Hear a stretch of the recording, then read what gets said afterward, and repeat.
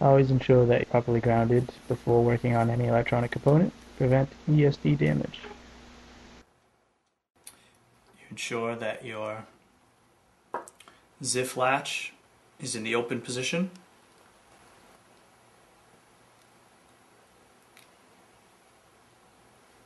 Insert the click wheel cable connector into the ZIF, ensuring that your depth line is even across the connector.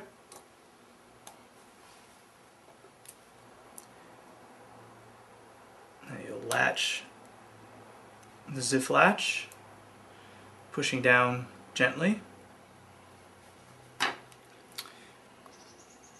You can then fold the click wheel cable underneath.